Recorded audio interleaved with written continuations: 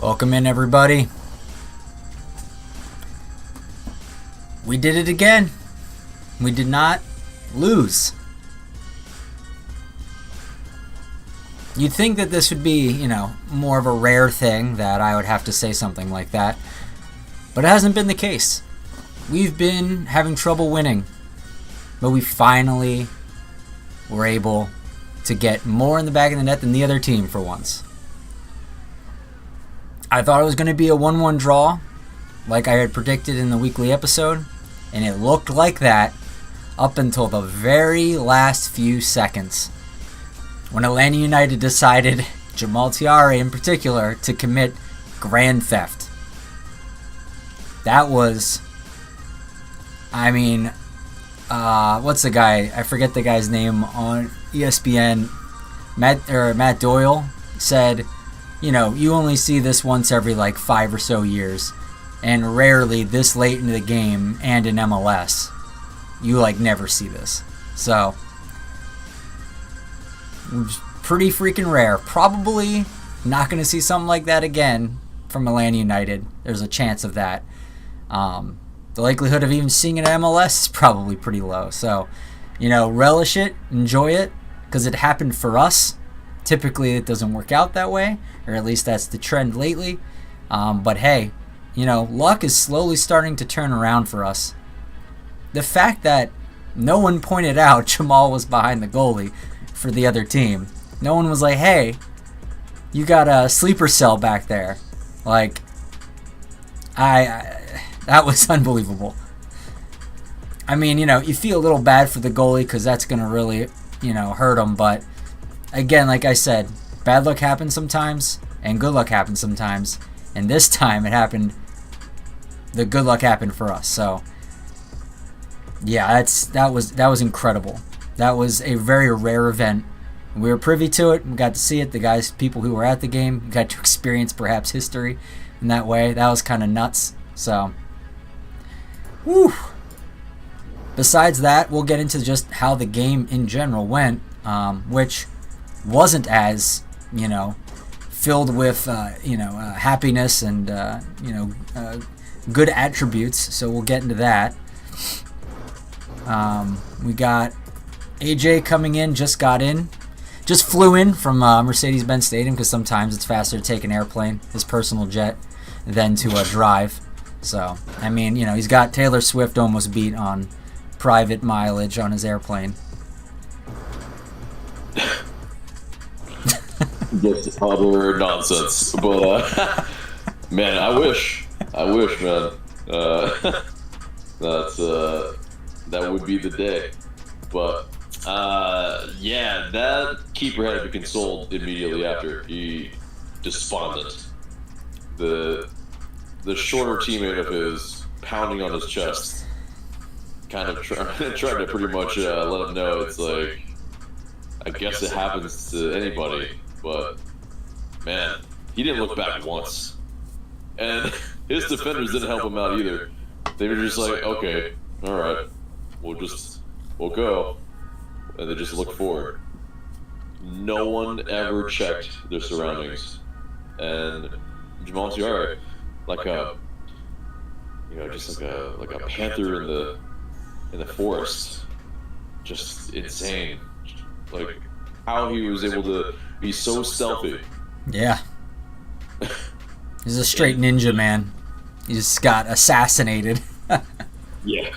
And it's a great finish. It's not like he just kind of finessed it in there. He was under duress because he really had to take the shot quickly.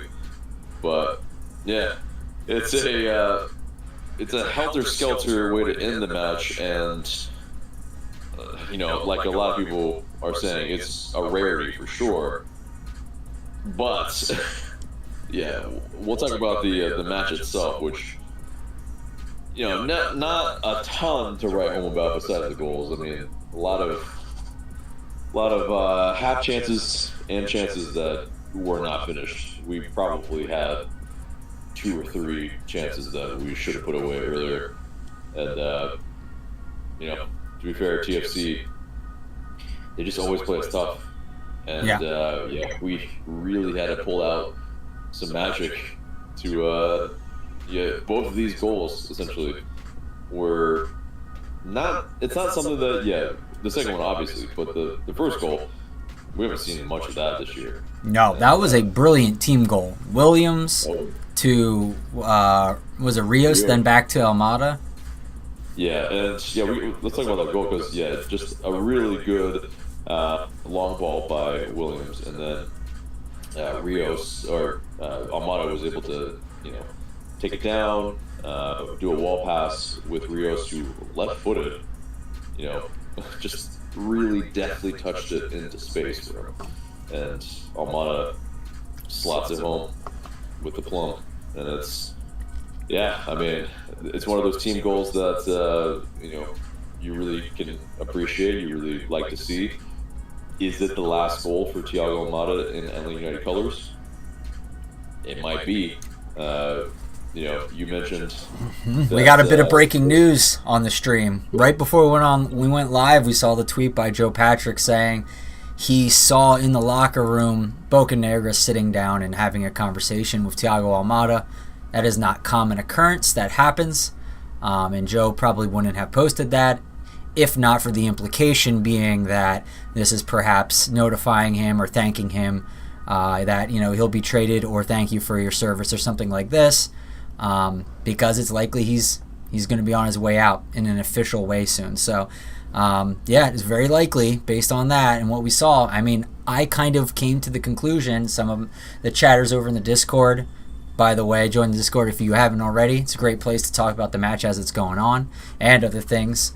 But we talked about how, Almada looked like a man possessed a bit. He looked like he was trying to play in a way that would be a proper send-off for him. Like he knew this might be his last shot at, showing some love to the 17s at home. He wanted to make it a special one. And for the most part, he did. His passing was visionary again. A lot of really, really great passes. Unfortunately, we just don't have the talent and the quality to get on the end of it to do much with it. But the service was there from him. The vision was there from him. And then when that wasn't working out, he took it upon himself and put the team on his back. So that was awesome to see. It kind of felt like, the Thiago that we knew, the MVP caliber Thiago that we knew. And, with a star DP striker, this could have been like a 3-1 game or something like that. And I was almost right with my prediction of 1-1, and it likely statistically should have been 1-1, but Jamal decided to say, screw that. I'm going to do some like Ian Malcolm chaos theory and just completely just blow this game out. So that was just wild. I'm always here for a Jeff Goldblum reference, so yes, absolutely. It is, I mean, Almada, he was turning on the Jets a lot in this match. Like, he gave everything. And especially later on in the match, in kind of, the Atlanta United fashion in which we are chasing a winner or chasing, a leveler. It's like, for whatever it is, Almada, in these last moments of a match, you can rely on him to, push, always try to create some chances, and like we do at home a lot. We were trying to pin that team back, and luckily we were able to, not from pinning them, but from losing the ball and getting a goal kick, which was the most fortuitous goal kick that we've ever gotten, in that sense of, man, just insane. Why would you never look back? Like, I don't know. It's like, it's also, why put it down? Like, just, you could almost even get a card. Like, just waste time. But it's insane. I don't know. It's if I were the keeper, I would really analyze my actions there and try to shithouse more. But as far as LA United, I mean, it's I think during the match, the chances that we had in the box, especially early on, man, it's just the composure. Such a lack of composure. We just, yeah. The players that, yeah, they just don't crash the box enough, I would say, with enough bravery. And then when they also get in the box, there's too many touches. There's far too many touches to try to make things happen. Like, when you're in the box, you basically have one touch, usually. Two is probably already too many. And, it's basically that you need to make up your mind quickly what you're doing. Otherwise, that's what happened, what we see. And, yeah. But, yeah, because Valentino even mentioned after the match that, yeah, it was a tough game for them. Yeah, it was a difficult game, quote unquote. And, yeah, you take the 3 points every single time, but in no way was this a banner match. That one would say, yeah, LA United, if we play this way all the time, we're getting 3 points. Right. Nope. It's not replicable. Yeah, exactly. Nope. And then especially because Almada is likely gone. And, speaking on what you were saying, it's reminiscent of, the MLS's back tournament when Boca Negra was seen talking to Frank de Boer. And, it's, for me, it's a bit weird. It's like, just wait until, everyone is left, and then, just have one of the coaches or whatever, or have Valentino, tell Almada, hey, Boca Negra wants to see you. But for him to just, like, hop into the locker room with all of the press in there, because it's not like Europe or anywhere else where the press is not in the locker room. It's in the locker. You're gonna be seen. It's just kind of a little bit odd that he did that, but that's the way he does things. I think we as United fans realize that Boca Negra is a weird cat, and he's gonna do things how he does, and for better or worse. But yeah, it's very likely that the move to Botafogo is on and nearly finalized, if not finalized. And yeah, Doug Roberson did apparently ask as well, Almada, if this was his last match, and he said probably. So, it is one of these things. Yeah.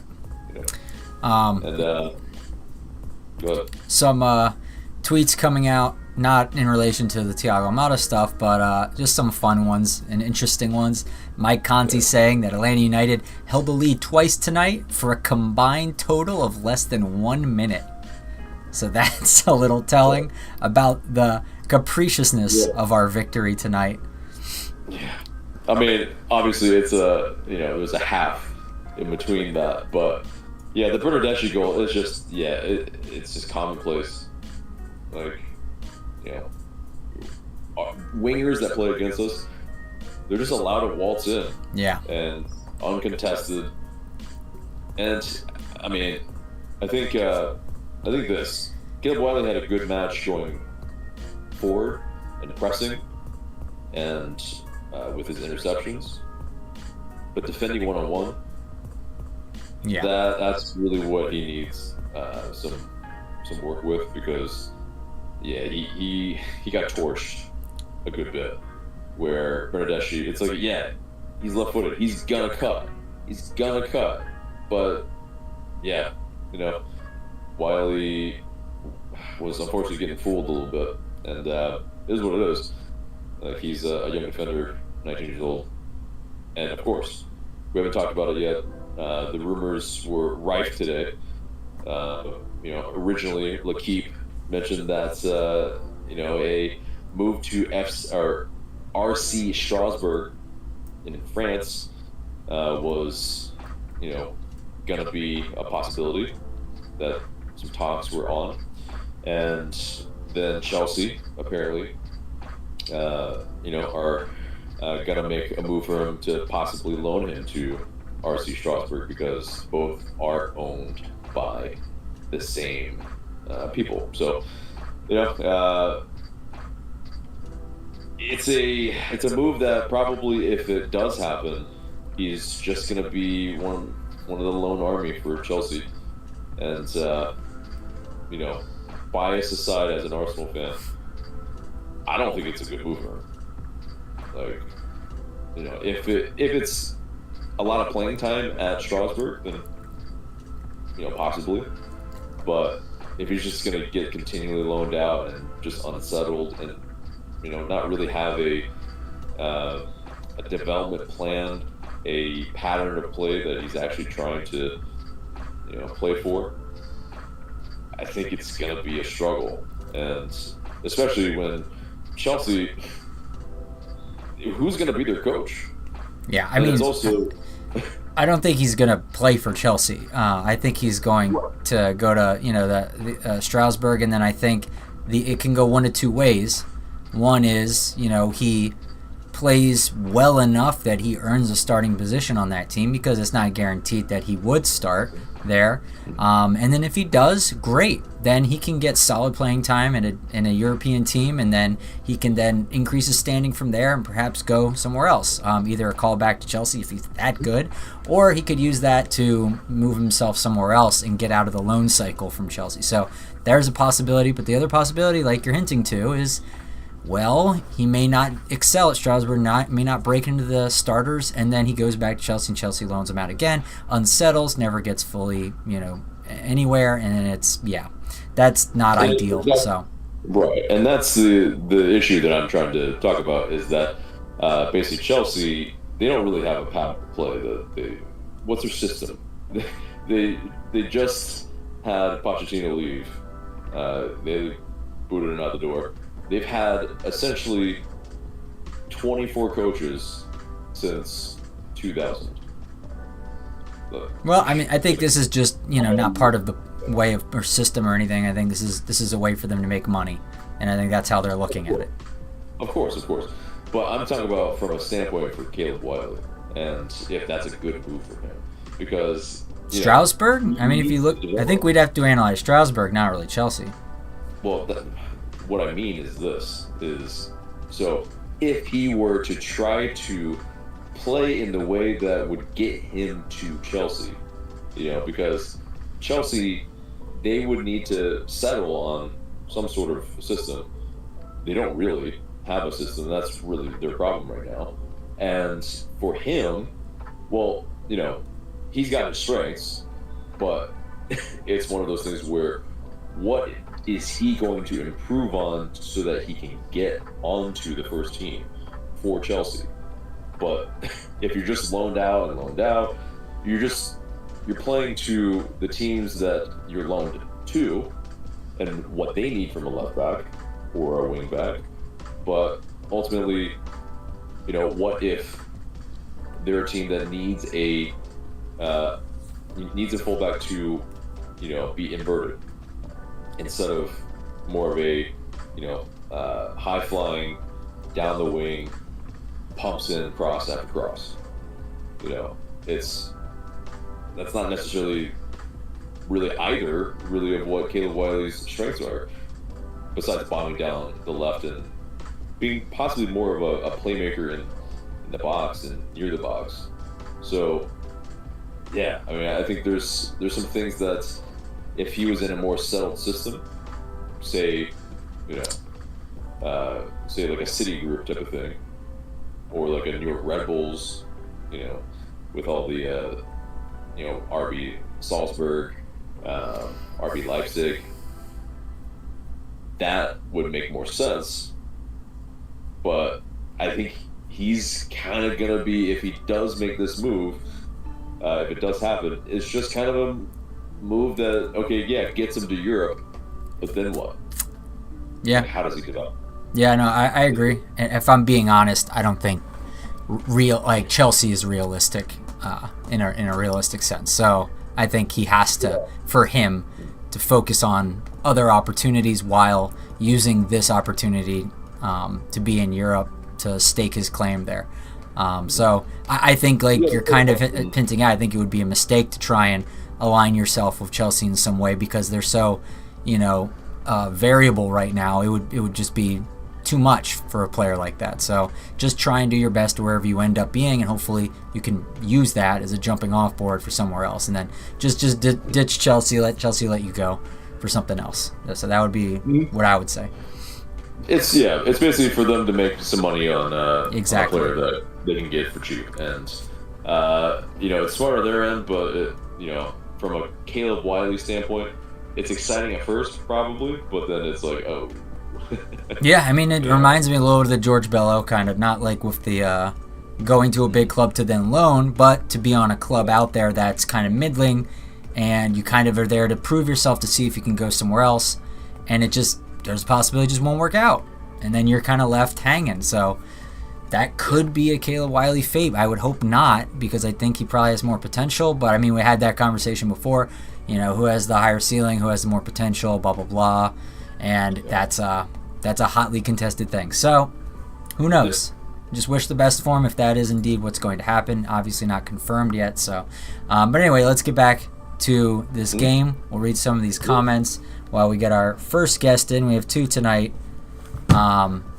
So Cheer Wine Guy says that has to be the goal of the week or goal of the year candidate.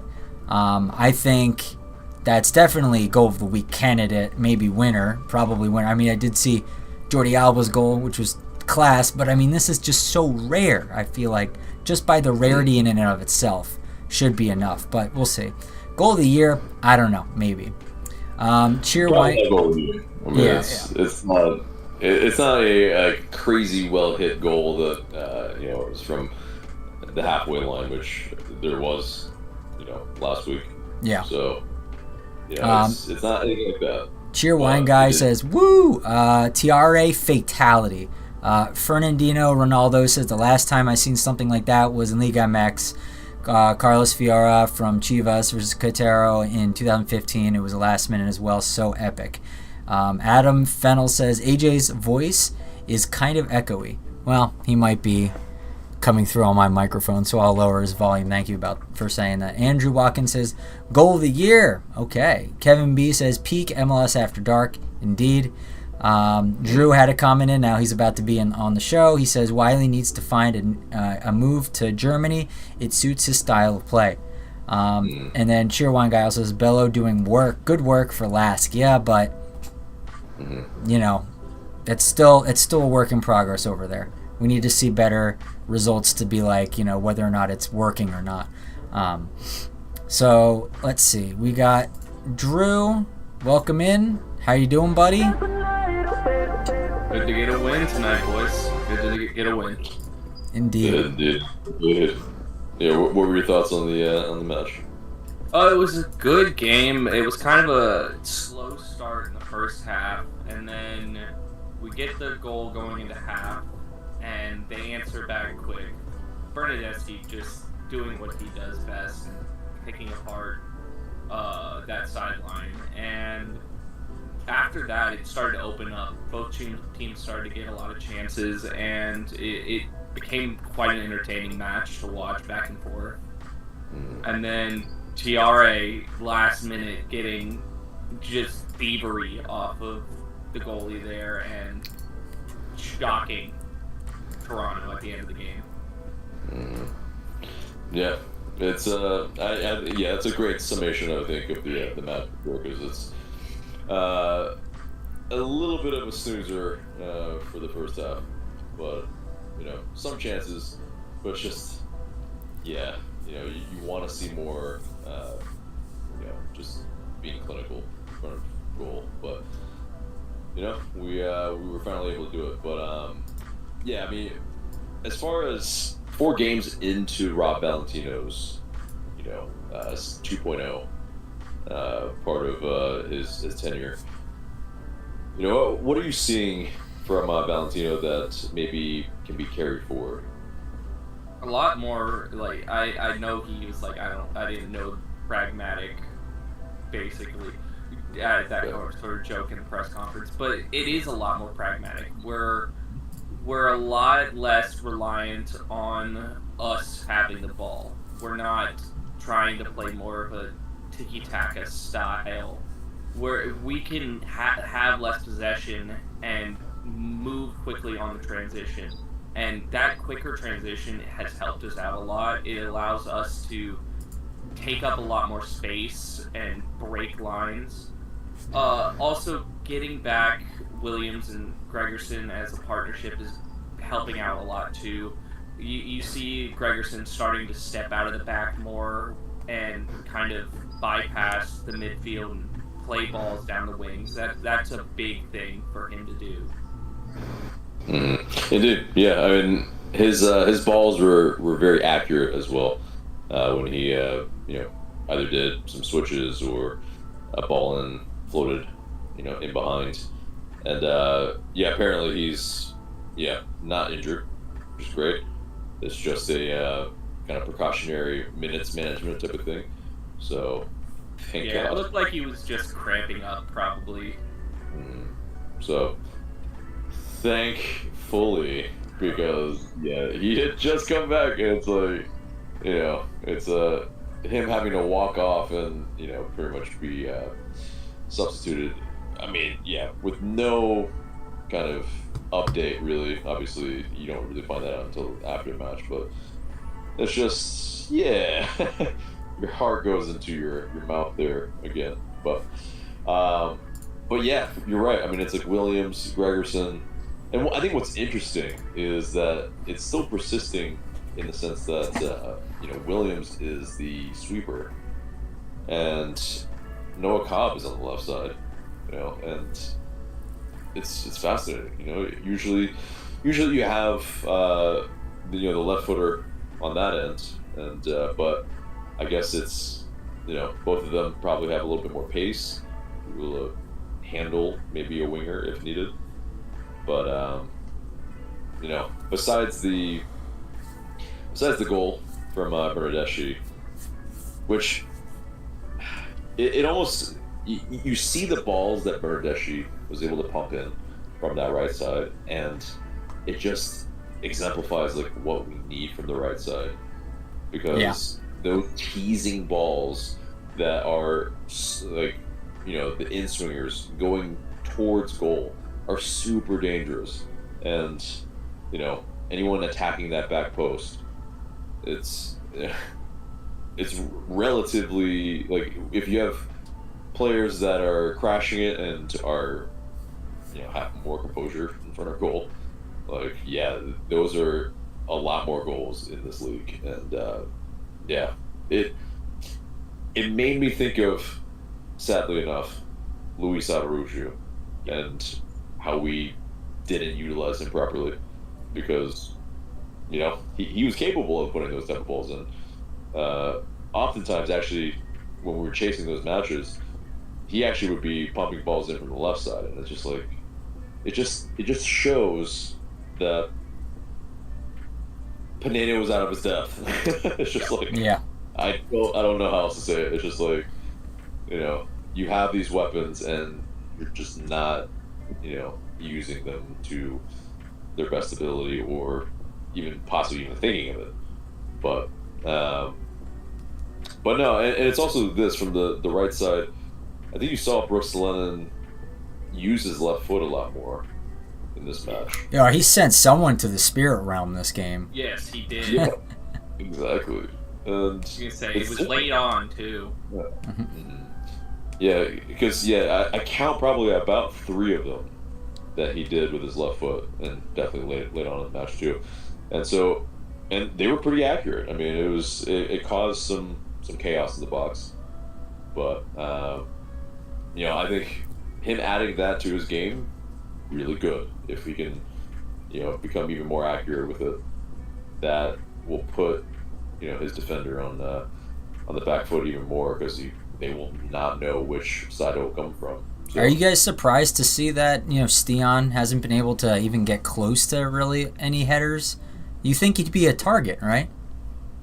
He is, But I think the thing is, he's getting his bearings and his legs underneath him, and you need a lot of that jumping power to really be able to do that. I mean, yes, he's 6'5", but go ahead. I also see it as he's getting heavily marked most of the time. And so that's allowing, and you saw it a lot in this match, is they're not going to trying to find Stan with it. They're trying to find they're trying to find Williams with that ball, and he's free. There was twice in this match where if he just gets his body in the right position and directs a shot on goal, if we got a goal in the back of the net there, that sort of presence, it can be best used as a decoy, honestly. Mm-hmm.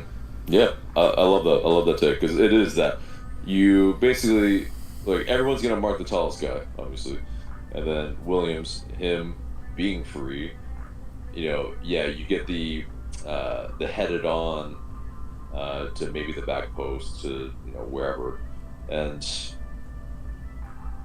I mean I think it was Gregerson that got the one from the corner, and he kind of lightly kicked it, but it was kind of finessed on a goal. I think it was him. That might have been Williams, actually. Was it Williams with his right foot? With his right foot. He got it just a touch on it, and it almost went top corner. It was a great save by Toronto there. It was, yeah. It was kind of majestic, actually. It was kind of annoying. The keeper, beyond his gaff, he had a really good match, but it's just, I don't know if you guys heard the interview, like, what was it, a week ago or so, as a pre-match with Williams said, they were asking him, who's going to score the goals, right now? And then Williams went like, oh, it's going to be kind of by committee, but then he started going like, you know what, I'm going to start scoring goals. And he started going like, bring it to me. I want to start scoring goals.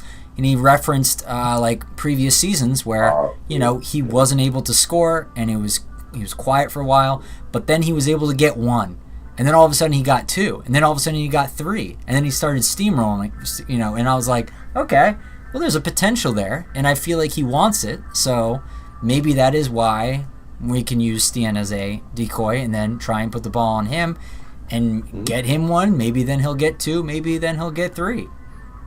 Mm-hmm. Yeah, I mean, we need everybody scoring. We it's not just goals by committee per se, but you need to spread the goals around to be a successful team, because you can't just rely on your striker every single match to put the ball away. That has been the issue. Like, why we have struggled.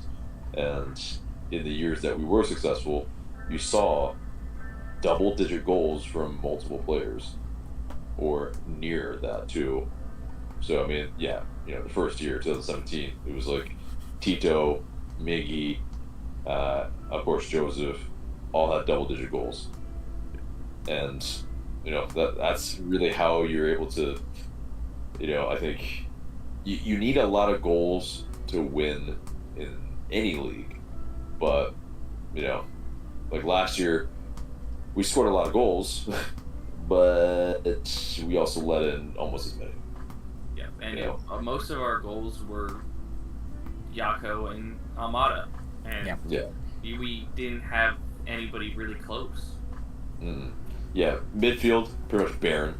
Of course, Brooks Lennon, kind of contributed with some, but I mean, it's like at that point, I mean, obviously we had Silva and Saba later on, that contributed some more, but you see what happens when people go cold.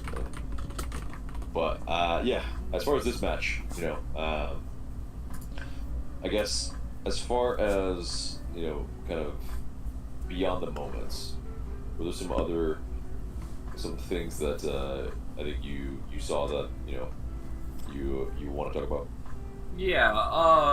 I know you were talking about Wiley and Bernadeschi kind of taking advantage of him. Yes, I think Wiley, that was on him on that goal. But as the game progressed, you could kind of see Wiley start to step up to that challenge and starting to keep Bernadeschi pocketed almost. You could kind of... Bernadeschi started getting really frustrated on that side because Wiley was just keeping him to his weak foot and keeping him away from getting that ball in there. He had the one chance when the ball kind of just broke away. And other than that, he kind of didn't have much of anything else after that goal. And that was good to see. And then Xian, again, he's a big body, and he knows how to use his big frame. And that's him starting to get back into form and play like he has been. It's amazing because he just takes up so much space and shuts down balls, and he knows when to put in the smart tackle. He's also a lot faster than I thought, because you saw that one, he stepped up into midfield and he started barreling back, and I was like, he might be the fastest guy on this team. Like, it might be close. Yeah, I mean, he mentioned it when he came in that his pace is like one of his greatest strengths. I mean, he's got a lot of strengths, obviously, and I mean, he was that release valve for us at times, and also, I mean, kind of winning some fouls to release pressure as well when we really needed it, because we were getting pinned back. And he's very smart with when to just let that foul go, let the little push in the back go down, and take that foul. Exactly. And speaking of push, there's a little bit of afters on Derek Etienne, which I appreciated actually a little bit. It's like, yes, former teammate, didn't really know him, but it was also like, you're on the other side now, F you. Yeah, it was like, I may be reading too much into it, but I'm like, I like that. What did you guys think of the because there was that time where Wiley grabbed the dude by the throat like twice or three times. Like, yeah. I would have thought that there'd be a card issued in that situation. Like, what was that about? I don't think I saw the replays. So he had his. I will give you. He definitely had it towards the chest, but what I think Wiley gets away with there is he's going for the chest and the hand rides up toward the neck. I think if it was directly to the neck, he would have gotten straight red. Yeah, it's this. I mean, Wiley does not back down from any sort of altercation, and we know this about him. And it's great. I think he keeps it mostly under control while still standing up for himself, which I think is important, because you don't want to be a pushover on the pitch. It's not a good reputation to have. But I mean, it was I think several moments too. I mean, he and Etienne were also kind of grappling, and it probably was just like a little bit of that. Okay, we know each other really well. They probably pretty much were the opposite number against each other in training a lot, and so it's just like no side's really trying to give away too much, and thankfully I think he's maybe the one player that hasn't scored against us as a former player. Which is so annoying, but yeah. He was almost close, because there was a bit of a just a kind of pinball action in the box, and he was almost on the end of it. It was just like, oh, please not him, just anyone but him. Yeah, I mean, and him almost scoring. That Derek Etienne almost scoring at the last. That would have been the most Atlanta thing, to lose to a previous player by giving him basically a free shot on goal. Like, that was. I'm like, this is the most Atlanta possible thing. It's a way to end this. And then, thank goodness, Derek Etienne Jr. does what he has been doing for a little while, at least for us, and botched it. Thank goodness. So it would have been a knife to the heart at the end of the game Right. But it is that. It just, it just shows how much people are motivated playing either against us just in general or at the Bends as well. I mean, yeah, there is still energy, even though it's somewhat of a library at times. But yeah, that energy still does feed not only the home team but also the away team. I mean, so yeah, I think the fans, the supporters, it's still a work in progress. There's still a lot of casual fans there, and yeah, the atmosphere is, man, it's we all just need to work on it. It's I can say you could definitely tell during the game that there were some low points in the crowd, and then luckily toward the end of the game you could kind of hear it start to pick back up, and I was like, okay, that's good at least. Right. Yeah. I was curious how it came across on TV, but I mean, the section that I'm normally in, I mean, basically, there's a lot of people that are sitting when they're not usually sitting. If it's the actual people that own those seats, they're not sitting, but it's just everybody else that has bought those seats. So, right. I think the trust is still returning for most of the fan base. Obviously, with the Almada imminent move probably, and Wiley possibly as well, there's a lot of goodwill that is going to be needed to kind of ingratiate the fans back. Yeah, and signing those DPs is going to go a long way toward that, like we talked about. So, all right, Drew, have your final thoughts for tonight? Good win. Let's see if Almada is gone, and it'll be a hell of a way to leave. It'll be great for him to leave, good for him to have a chance to go to Europe and apply his trade there, but it'll suck for us.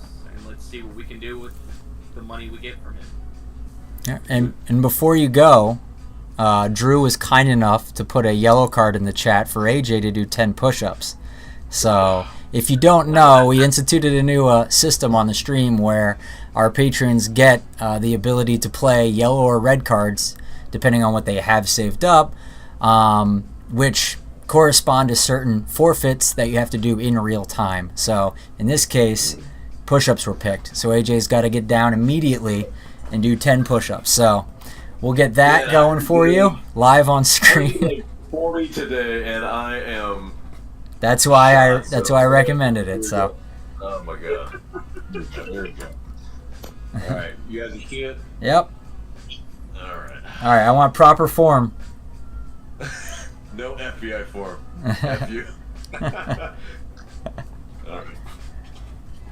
Oh my god. 1, 2. They're on fire right now. 3, Oh my 4, god. 5, 6, 7, 8, I think my pec is about to fall off. 9, one more, 10. There we go. Get up there. All right. There we go. Boy, I don't know if anyone has ever made 10 push-ups look that hard before, but there you go. Yeah, after you've done like 40 in.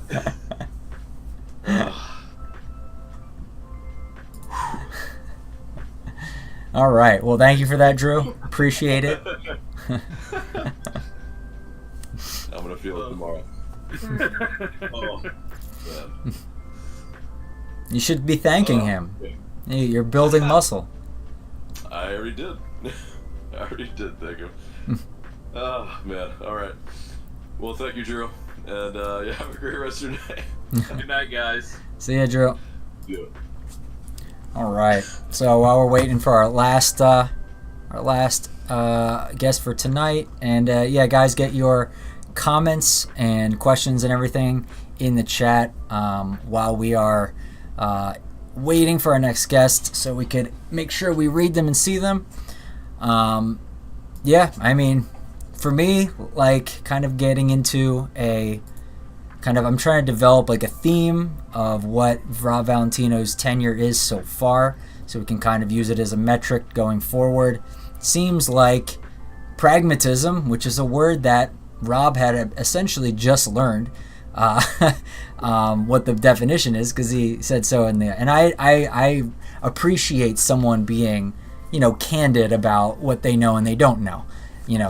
That is a thing, a virtue that I think a lot of people don't show enough of, humility, and I think that's a good thing. So it's always be learning, right? So pragmatic, he says that's kind of what they're trying to go for, and I agree. This is a team that perhaps wouldn't have scrounged out these victories in the past. They may have mentally broke. At least now they're finding something in these games where in other times they probably wouldn't have. There's other games where easily could have been, us tying or us winning. So many times have we been up ahead and then we dropped points or dropped all three. In this case now, at least we're holding on and then stealing some. This is new for the most part. So, pragmatism.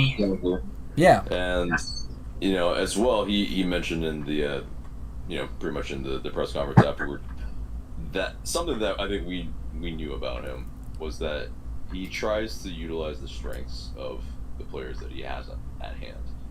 And I mentioned this as a light version, but Carlo Ancelotti, basically that type of coach where he's trying to utilize the players, their best strengths. And I think there is that aspect of it in which he's doing that. And so, hopefully whichever players that we bring in, that's what he continues to employ, because I think that speaking in what he's doing, so far it's working, even though our performances aren't great. I mean, Niall, do you think it's a interim head coach? Is this something that we can, kind of move forward with? I mean, I think part of it is an interim coach head bump. I mean, for me, I feel like that's always the case whenever you get a fresh definitely. But I also just think that Rob is just a guy that I think everybody on the team likes. So there's, I think, a sense of like, we want to fight for this guy. Trying to get this guy I'm job as the manager with the club. So for me, there's like sort of more like a push for Rob, I think. Mm-hmm. Yeah, I mean, hopefully so. Was he cutting out a little bit for you? Yeah, can you hold maybe the microphone a little closer to your face or something? Thank you. Yeah, we'll see if it's a little bit better. But yeah, what was anything stood out to you in this game? Obviously, there's some obvious big events that happened, but talk about them. What were your thoughts about them? I mean, I was leaving when that when that happened. So, but like when I watched it back, I could not believe it. Like, I've never seen a mistake like that. Like, watching it back, I think TFC player was pointing, trying to get Gavran's attention that somebody was behind him, but he didn't really notice that. I mean, the move from TRA to just get some of the goalkeeper's water and then just walk up behind him as if, I'm gonna be in a fight with you. It was pretty awesome. So. Yeah. Did you ever think you would have seen something like that from Atlanta United? No. Yeah. Yeah, this is on a level of hidden ball trick, Little Big League, Rookie of the Year. That's what I was saying, man. We find ways. We found a way when there's no pathway, and then we just created one. Right. Because, we pinned them back. We were creating chance after chance, having to pump it in from the right mostly. It was a little predictable, probably, but it took some sort of almost trick play to really make this happen. And there's not too many trick plays in football, but this is. Someone needs to ask Jamal if this is the first time he's ever done this, if he's ever tried this before. Like, was this ever on his mind or something? I mean, I think it just by virtue of playing in Europe, sometimes and of course South America, but you learn some shithousery, and it's important. You got to find ways to get that extra edge, and especially when you're in the lower leagues. Not everyone's gonna play pretty, so yes, you're gonna stalk the keeper and like Niall's saying, act like you're about to be in a street fight, I guess. So sorry, Niall, continue. No, I mean, it wasn't a pretty game. I would say before the I think the winning goal happened, I was pretty frustrated because I thought the team was pretty sloppy in the final third. We just couldn't finish our chances. Just the goals that we conceded, again, is something I didn't like. How do you give Bernardeschi that much time and space? We've seen that before with him against us. If he's gonna use his other foot and just cut inside and shoot. So. And just also at times, the teams, sort of slow, they were being, I feel too slow at times, pretty robotic. Just sometimes it's you just have to shoot the ball, But at the end of the day, we got the win, and it wasn't pretty, but I'll take it. Yeah. This is the second time in a row, Niall, where you've been just shoot the ball. Seems to be a pattern. No, because this was something that Valentino was talking about. But there has to be more of a willingness to go direct, right? This team can't just keep passing the ball back to Brad. That doesn't help him, and that also just doesn't help the team in general. There were times also where Brad was put under pressure because of the amount of times the team would pass the ball back to him. Guy, you gotta stop doing that. So. Right. That's the thing. He's got the composure to do that and get out of trouble. Right. And that's where it's if we had Cohen in there, I'm not sure. Yeah. I think those and so in general, I don't think they're passing it back to him probably at that point. And no. Cohen probably isn't going to hang on to it as long either and take that extra touch like Guzan is.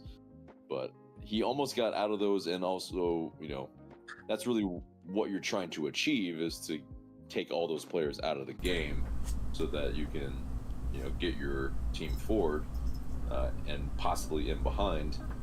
But it is a little bit too many times where he has the composure, but he doesn't have the kicking ability necessarily to land it on someone's foot. And that's the difference in that. But for sure. I mean, your Bernardeschi point though, I feel like that's where he caught us, kind of with our pants down a little bit. Was right out of the half. I think Cobb probably should have helped to, double mark him a little bit more, especially right after the half. But it's just not everyone switched on yet, and you get a one-on-one in the box against Bernardeschi, you're most likely, you're going to lose. And, so it's not a massive knock on Wiley, but it is. Yeah. No. So before the goal was deemed offsides, what did you guys think of the Insigne opportunity? The fact that we let a 5'4" guy get a header off on us, and some people, before we realized that it was an offside goal, some people were saying Brad Guzan had needed to have stopped that. It's this. No, I don't think so, because Insigne headed it down. It's an incredibly difficult goal to stop there. The problem is he was unmarked Mm-hmm. back post. It's just a problem after problem at the back post for us. Like, we just constantly just sleep and, you know, just leave anybody at the back post. It's like no one's checking that back post. And so, yes, you know, our fullbacks generally are culpable of that. And, you know, Insigne, I mean, he knows what he needs to do. Like, he's not going to bullet header it. Like, he's going to head it down and, you know, hopefully get the lucky bounce. And thankfully, there was an offside. Niall, what did you think? Yeah, I think for me that, like, before that even gets to Guzan, like, what are the defenders doing? You're ball watching, like, that happened way too many times where it's like, you don't get to the man early enough and then he scores. I mean, like, I can count how many times, like, this has happened. So it's like the players have to just wake up in that regard. Like, you cannot leave, like, one of the best players on the field, like, open like that, because he's gonna score and take those chances. Like, that should have been a wake up call to be like, guys, like, that goal was offside, but we cannot let that happen.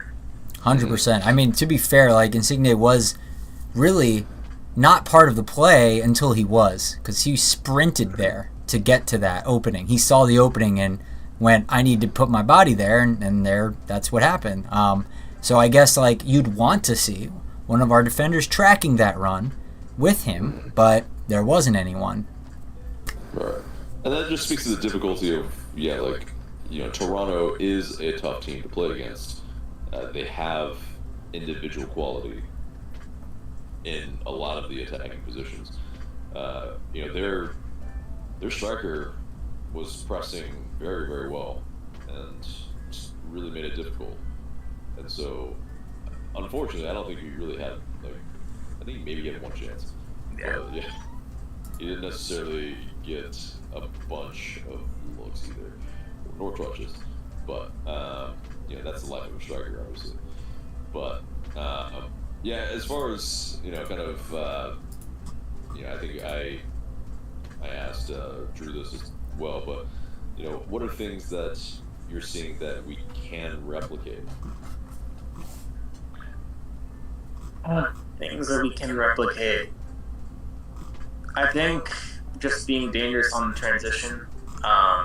There was a couple times where I thought that we were pretty quick getting out of the blocks from defense to the offense, and I think that's something that I think this team is a team that I think thrives on that transition moment. So I think trying to be effective in those areas is something that we can definitely like sort of apply more. I guess also just playing out of the back effectively, because at times, like, you saw what this team could do playing out of the back effectively. But apart from that, I think just this team has to be direct, and this team has to take like what they do on the position, because if they can, then that could be a goal way for them. I have two completely disparate questions. And yeah, but first one, and I may have already forgotten because you were talking and you come up with questions, but I'm still listening to you, tend to forget. But basically, you know, as far as transition, you know, you mentioned, you know, that's probably our strength. But Thiago Almada will no longer probably be on the side. Yeah, speaking of that, we have someone in the chat repeating, spamming over and over again, Almada Botafogo, and I mean, we're not upset that he's going to that team. So great, cool. Like, I mean, it's like you're acting like you're stealing him from us. Like, it's not the case. From you guys. He should have left a long time ago. Like, I don't know why you're saying it. So, you know. But thanks for being here. Honestly, last year probably was the time, probably. But, you know, we built somewhat of a competitive team, you know, at least for the run-in. But, yeah, do you feel like we'll be still a dangerous team on the break? Probably not, but I mean, I'd say we still have some pace. For example, I think Shonde, and I think Sabo when he comes back, those are, I think, two players that when I think transition, I think those two players can really thrive in that regard. And then you also just have some other guys like Brennan, for example. I think he's going to get a bit more time with Almada leaving. But I think just whenever like the transition moment, like it's sort of like whenever that moment like is there, I think you take that moment. So for me, I think that's just one of the ways that I think, especially Rob himself, I think he's stated that look like we need to be able to like take advantage of our moments on transition. So I think that's one of the ways. Yeah, because I think you're right. Because Goose had a really good ball that he spread out to Lennon. Right. Lennon cross field diagonal ball that Silva just an incredible touch, and unfortunately wasn't able to finish off that little chance. But that would have been a really nice. But that's where the keeper, he stood on his head a little bit. Man, like if I feel like if Silva actually hit it a little harder, and kind of like how he has been, instead of kind of trying to finesse it to the back post, it maybe would have been a different story. But obviously he's also running at pace and all that. So, but the other question is, obviously Fortune went off, Schleich came on. How do you feel like his night went, Schleich, in his comeback? I would say he was a bit quiet, but I don't really necessarily know like whether that's a good thing or a bad thing. I mean, he did, I think, progress the ball up the field a couple times, but I think it was okay. I mean, he didn't do anything particularly like that impressive. He didn't do anything particularly bad. So I'd give him like a 6 out of 10. I thought he did all right. Yeah. I thought he did something different than what Fortune was doing, because Fortune, I think he's more of the energy type of defensive midfielder, and he's gonna kind of chase you down a little bit more. He's going to possibly press a little bit more even. Schleich kind of hung back and kind of was our metronome a little bit when we were putting the other team back, and he was spreading it over to the right side a lot. And so I think there's differences in their game, but I think we were on the ball a lot more when Schleich was in the game, and I think that's what he provides us, is not only shielding that defense, and he's basically sitting. He's not really wanting to move that much unless there's an attacker that he has to hunt down. Yeah. But the metronomic quality, I feel like, is something that just keeps us in the half, in the opposition half, and that's important when we're trying to chase a goal. But obviously it is, we were not able to find it until some freak moment, versus us actually being able to pull out anything from dominating a side in the last few moments. But Michael, you have any more questions? No questions, but I did want to say that with the first half goal for Joseph Martinez tonight on CF Montreal, he scored his 108th career goal, which is tying for 8th most in MLS history. So that's pretty awesome, and congratulations to him. So that's cool. And I also just wanted to go over real quick some of the stats from this game.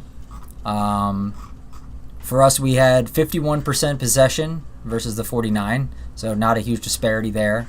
We had 1.4 expected goals to their 1.25, pretty close as well. We had 2 big chances. They had 0. Total shots was on their side, 14 to our 12. So, I mean, pretty even when it comes to most of the statistics. And we pretty much stole it. It's because it's everything says that it's it probably was even on both sides, but as well, 12 shots is not a lot. Like we at home, we need to be doing better. Yeah, it's just like that's just kind of, I think, still maybe the residual effect that still trying to iron out the Pineda-isms, possibly, and because conceding more shots and then also not taking as many shots, like we just have to be more aggressive in the box and smell that goal. Like really anticipate that things can happen. That's what happened tonight. Like when Chiare was able to anticipate an error, and he capitalized, and it was clinical. Like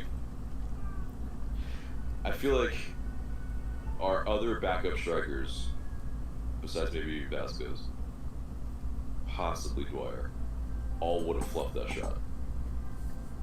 So, in the MLS After Dark moments, this is up there with the 4-3 San Jose results. The what else? What were some of the other MLS After Dark moments that, man, just this is possibly top 5. Yeah. And this is historical for me. This is probably higher than that. It's just so fluky, right? It's just so rare and strange. It's like watching a, like something that just like the solar eclipse or something. It just doesn't happen very often. Right. And then plus we had the reversal of a scoreline too, so it's kind of similar in that regard. Yep. Down 1-0, then we were up 1-0, then it was 1-1. All right. So, any last thoughts, Niall? I think this was probably Thiago Almada's last game with the club, so I think he, for his last match, he did pretty decently. It was really nice watching him. It was a privilege to watch him for the past 3 years. Very talented player. Wish that we were able to get some trophies for him, but it's such his life. But hopefully we get some good money for him, and he does well at Botafogo and then Leon. I don't know why he can't just go straight to Leon, but that's just me. Yeah, I mean, well, because they're not going to play until August. They got to get their books in order first. That's why. But but I mean, it's like to the guy in the chat who's talking about how Atlanta United is bad in a small club. Like, bro, I would have a little humility posting the Brazilian flag as much as you have of recently, considering you got to come get your team out of Copa America. They almost got grouped. And I guess I maybe only have to write Messi or say Argentina a couple times, and it'll force you to scurry away real quick. Like, it might get ugly for Brazil, and it has been for a while. I mean, one of your biggest guys came out decrying your entire team and franchise recently. So, yeah, I would have a little humility coming in here because we're giving you a great player. So be happy for the very, very tiny, talk about a small club, tiny amount of time that you're going to get him up until December perhaps. So enjoy him while you have him. This is not going to last. Yeah, he's not like going to be like a club legend like that's going to be there for a couple of years. Like, he's going to be up and out, guys. Yeah. So we got Jack Dickens in the chat saying fair play to Jamal. I really want us to back Rob even if he isn't our manager long term and get those DP players in. Controversial thing there, Jack. It is a tough one to, go on one side or the other to justify that because you never know what will, how it will pan out. And then Felipe Renan says, Almada, thank you. And Andrew Logan says, muchas gracias, Almada. So, yeah, we're all saying our thank yous tonight, which, like we said, and like Niall said, likely his last game. And he showed out, so we're happy for it. Yeah, and somebody pontificated that, if Almada maybe played for the 2019 side or, any of the better sides, he would leave with a ton of trophies. He would have possibly broken some records in terms of, assists wise, goal contribution wise, possibly as well. I mean, yeah, obviously, we know he's talented. The only question the entire time was, do we have pieces to help him? And, we almost did, sort of. And then, for like half a year, maybe, if even. I would say like 2 months. Like 2 months out of his almost, what was it? It's like 2.5 years. That's embarrassing, a little bit, actually. But either way, obviously just a very, very talented player, and I think we'll be having some more content about Almada, post his his transfer. So yeah, there's gonna be some things that we'll definitely kind of wax poetic about and see, but yeah, I mean, obviously it's just if he does eventually move to Lyonnais, he's going to be playing the Champions League probably, and that will be his dream. So, man, like that's it's still effective, I guess. Bringing in a wonder kid from South America, and they still eventually, ergo facto, from one move to Brazil, gets the move to Europe. So yeah, we did it. We did it, guys. The system works, Boca. Yep, you can keep your job. Yeah. Ben B says, not sure this win justifies Rob staying. Glad we won, but we played horribly. I mean, yeah, we kind of went over a lot of that. And yeah, it's nothing is justifying anything at this moment, So I think we have a lot longer to go to even talk about that. And it might not even be something that will, be a possibility. Everyone, they said Rob is in contention for the job, but is he realistically? We don't even know. So we'll see. And so, yeah, guys, get your last questions and comments in because we're going to be heading out of here real quick. And we can send you off because, we mentioned the last question and all that, and we're just keeping you out of here for 10 more minutes. Right. Yeah. But have a great rest of your night, man.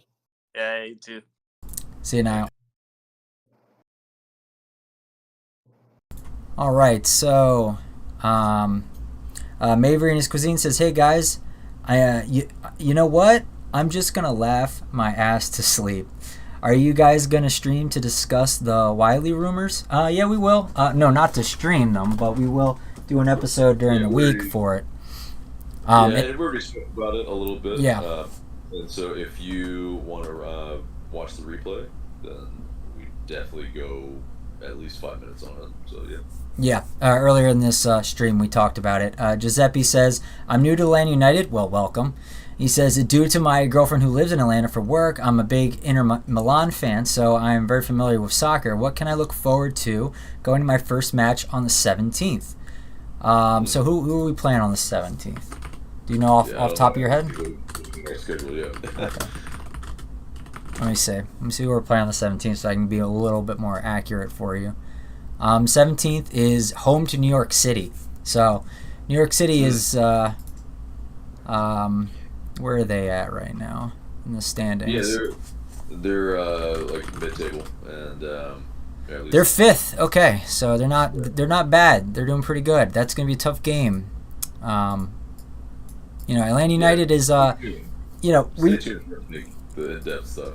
Yeah, but like, just to give you like a quick bit, we are in the throes of it right now. We are in a rebuild. We are in the process of selling off all of our talented players, and then to try and bring in, hopefully in the summer window, at least a couple decent, replacements that can keep us going to perhaps a playoff entry. But right now, we are on the tail end of a big nosedive, and we're starting to come up for air a bit. So we might be seeing a bit of a turnaround, but the scraping by that we've been doing to claw back has been not pretty, but it's better than what it was, which was losing. So, we are getting points at a healthier clip than before. We're not conceding, and we're not completely capitulating every game, which is nice.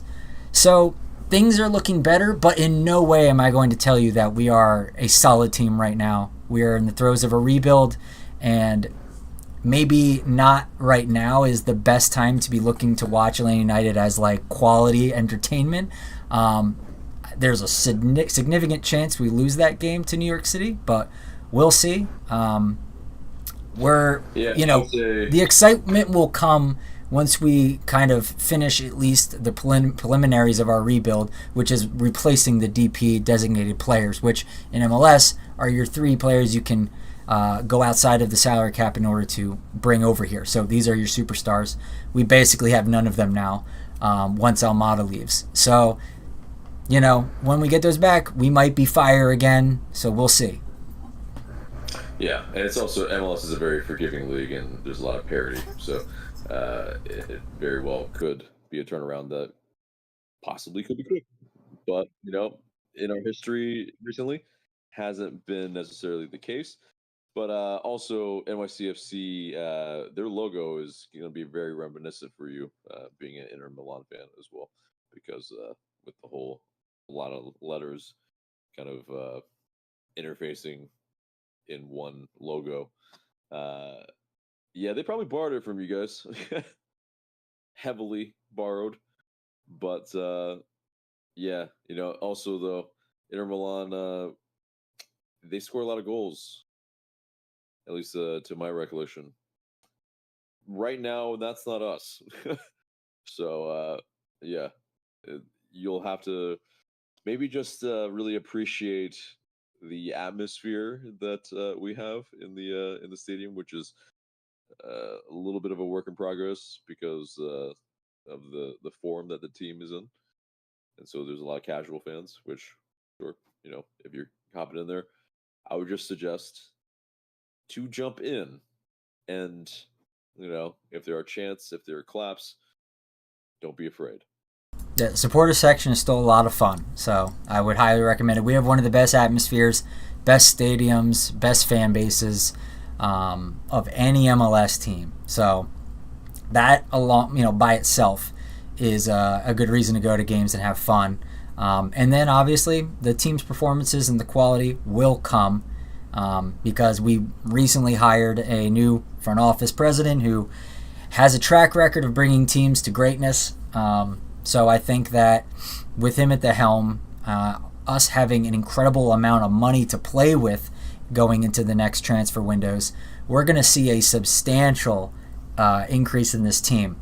And I think that we'll start to see us moving up in terms of the discussions of the great teams in MLS again soon. So hopefully, because the last several years, since like maybe 2019, we haven't really been competitors, unfortunately. And so hopefully we get back to there sooner rather than later. Yeah, dude. All right. Anything else in the chat? Let's see. Mavery says, I'll say my thoughts if so. I have a lot of thoughts about possibly sacking Boca before making these big money moves.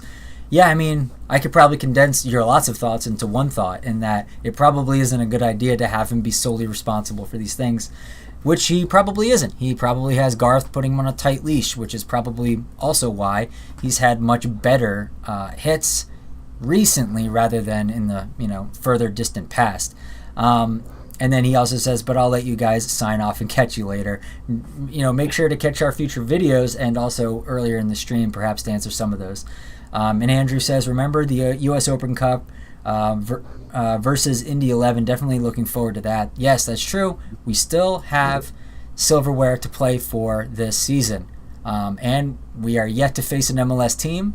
So there is absolutely no reason why, even with the throws that we're currently in, that we shouldn't be able to beat them. So that hopefully will give us something to work forward to and to look forward to. So with that, barring anything else, guys, that'll pretty much do it for us. It's almost midnight here on Saturday night. So thanks for tuning in and hanging out with us. Please like, share the stream, and if you do share it and you tag us in it, we will retweet / re-X you, whatever that term is for X. Look to that. And Giuseppe also says thank you. I'll definitely be checking out the supporter section. Sounds fun. Looking forward to the rebuild. Yeah, we are one of the most largest spending teams in the league. We are ones to look at when it comes to who we're going to bring in and the way we're trying to play.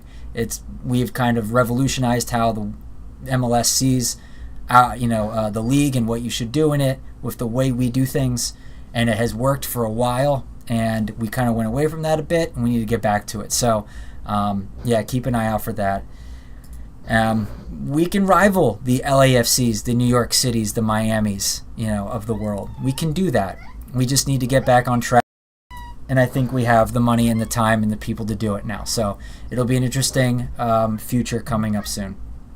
Yeah, your categories. Yep. He has been bothering me all night. Well, all right. That will end the stream then, guys. And remember to like, share, comment, subscribe. For Michael, I'm AJ. Thank you so much for watching. And then we will see you in the next video. Good night.